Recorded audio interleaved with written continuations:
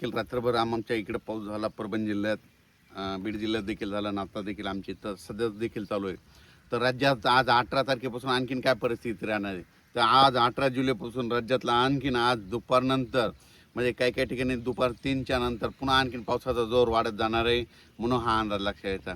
खास करून तुम्हाला एक सांगू इच्छितो की सोलापूर जिल्हा, बीड जिल्हा, लातूर जिल्हा, धाराशिव जिल्हा, सांगली जिल्हा, त्याच्यानंतर सांगलीमध्ये आटपाडी, पंढरपूर, सांगोला त्या परिसरामध्ये काय झालं, पाऊस कमी होता. पण ह्या जिल्ह्यातले सर्व शेतकऱ्याला सांगू इच्छितो, तुम्ही घाबरू नका. आणखीन जवळपास 4-5 दिवस 25 तारखेपर्यंत म्हणजे यात्रेपर्यंत, पंढरपूरच्या यात्रेपर्यंत चांगला जोराचा पाऊस पडणार आहे. म्हणून धाराशिव जिल्हा, लातूर जिल्हा, बीड जिल्हा, त्याच्यानंतर सोलापूर जिल्हा, सांगली जिल्हा, त्याच्यानंतर आटपाडी, सांगोला त्या परिसरातली शेतकऱ्यांना अंदाज लक्षात द्यायचा.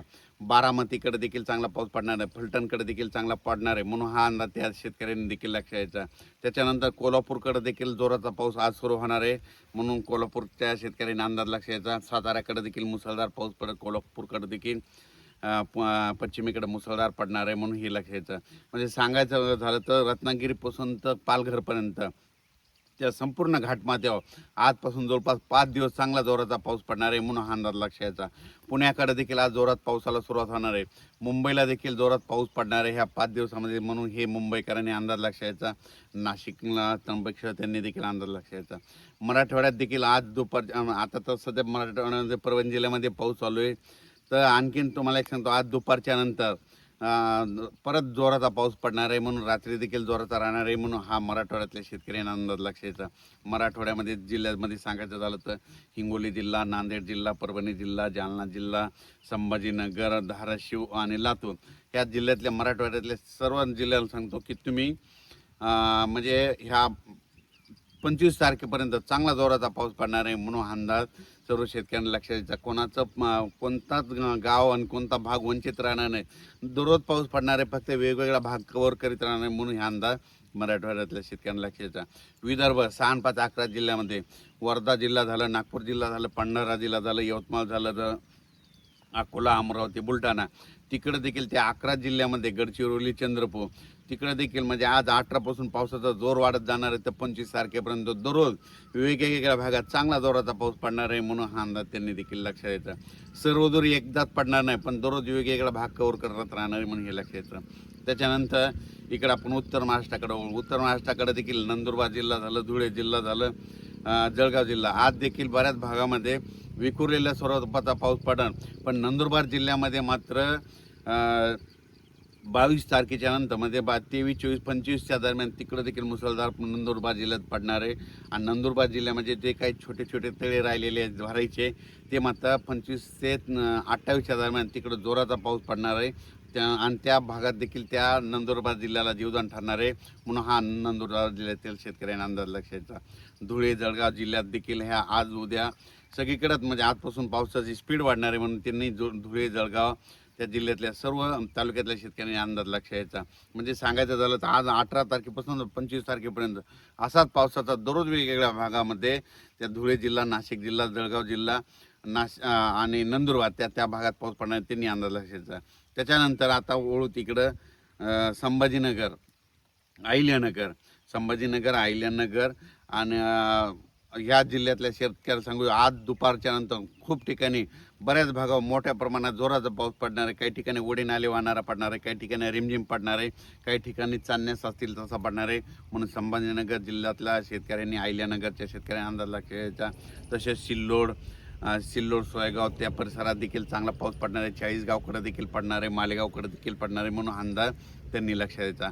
सांगायचं झालं तर एकंदरीत राज्यामध्ये आज 18 तारखेपासून चांगला पावसाचा जोर वाढत राहणार आहे, म्हणून हा अंदाज शेतकऱ्यांनी लक्षात द्यायचा. इकडं तेलंगणामध्ये देखील चांगला पाऊस राहणार आहे, म्हणून तेलंगणातल्या शेतकऱ्यांनी अंदाज लक्षात द्यायचा.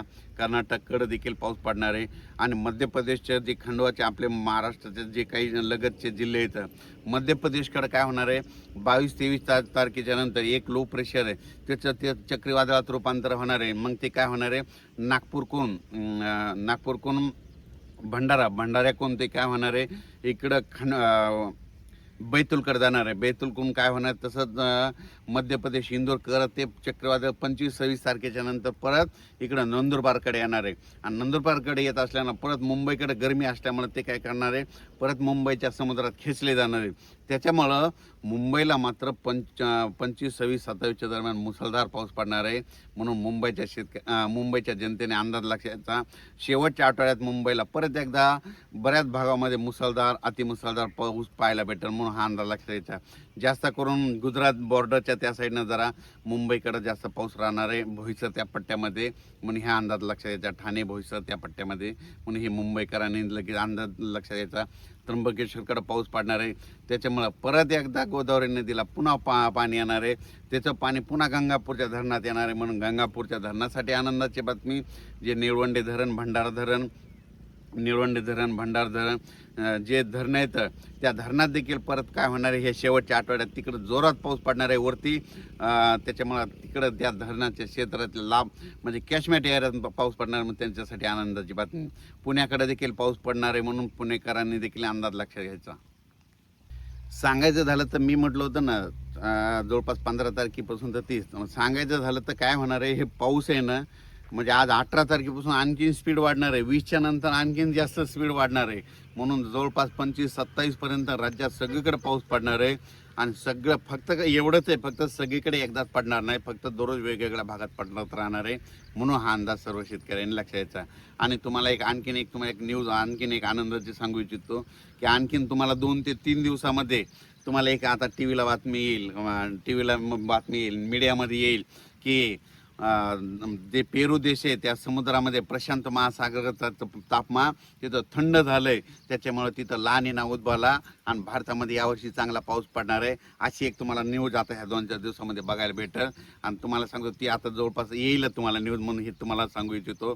कारण की तिथं जर समुद्राचं पाणी थंड झालं तर आपल्याकडे पाऊस पडतो, असं ला निना उद्भवतो त्याला म्हणतात, म्हणून तुम्हाला एक सांगू इच्छितो. सांगायचं झालं तर 18 तारखेपासून, आज 18 जुलैपासून ते 30 तारखेपर्यंत महाराष्ट्रातल्या सगळ्या जिल्ह्यात पाऊस पडणार आहे. कोणाचंच पीक सुकणार नाही. म्हणून ही सर्वप्रथम आनंदाची बातमी. राज्यात सगळीकडेच पाऊस पडणार आहे, फक्त दररोज एक दिवस इकडं तिकडं असा पडत राहणार आहे. म्हणून हा अंदाज सर्व शेतकऱ्यांनी लक्षात